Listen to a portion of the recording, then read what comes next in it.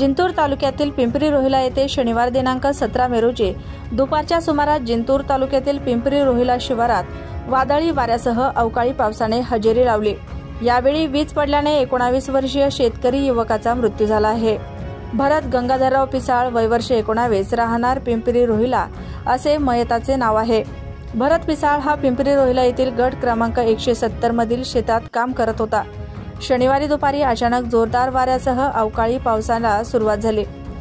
दुपारी 4:30 वाजेच्या सुमारास भरत पिसाळ यांच्यावर वीज कोसळली। त्याला तात्काळ बोरी येथील रुग्णालयात नेण्यात आले। डॉक्टरांनी तपासून मयत घोषित केले आहे। मयताच्या पश्चात आई, वडील असा परिवार आहे।